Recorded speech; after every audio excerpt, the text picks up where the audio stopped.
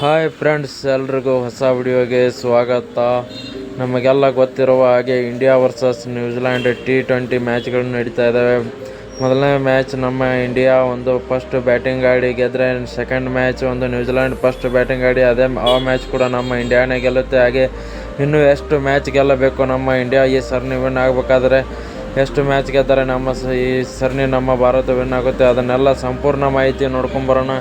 ಅದಕ್ಕಿಂತ ಮುಂಚೆ ನೀವು ಕೂಡ ಒಬ್ಬ ಭಾರತೀಯ ಟೀಮ್ನ ಅಭಿಮಾನಿಯಾಗಿದ್ದರೆ ಈಗಲೇ ನಮ್ಮ ಚಾನಲ್ನ ಸಬ್ಸ್ಕ್ರೈಬ್ ಮಾಡ್ಕೊಳ್ಳಿ. ಹಾಗೆ ಪಕ್ಕದಲ್ಲೇ ಇರೋ ಬೆಲ್ ಐಕನ್ ಮೇಲೆ ಆಲ್ ಅಂತ ಕ್ಲಿಕ್ ಮಾಡ್ಕೊಳ್ಳಿ. ನಾವು ಯಾವುದೇ ಹೊಸ ವಿಡಿಯೋ ಅಪ್ಲೋಡ್ ಮಾಡಿದರೂ ಮೊದಲು ನಿಮಗೆ ನೋಟಿಫಿಕೇಷನ್ ಬರ್ತದೆ.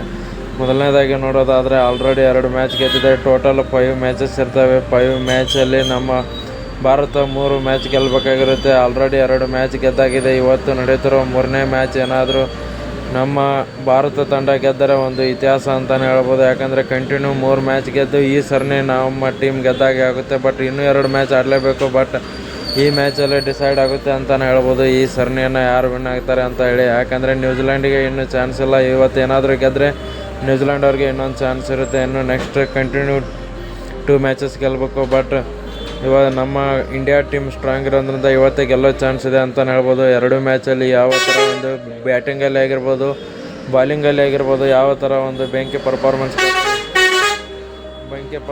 ಕೊಟ್ಟರೆ ನೀವು ಕೂಡ ನೋಡಿದ್ದೀರಾ. ನೋಡೋಣ ಈ ಮ್ಯಾಚಲ್ಲಿ ಯಾವ ಥರ ಪರ್ಫಾರ್ಮೆನ್ಸ್ ಕೊಡ್ತಾರೆ. ಹಾಗೆ ಈ ಮ್ಯಾಚ್ ಗೆದ್ದು ಸರಣಿ ಏನಾದರೂ ನಮ್ಮ ಭಾರತ ತಂಡನೇ ಗೆದ್ದು ಬಿಡುತ್ತಾ ಅಂತೇಳಿ. ವಿಡಿಯೋ ಇಷ್ಟ ಆಗಿದ್ರೆ ಲೈಕ್ ಮಾಡಿ, ಶೇರ್ ಮಾಡಿ, ಸಬ್ಸ್ಕ್ರೈಬ್ ಮಾಡ್ಕೊಳ್ಳಿ.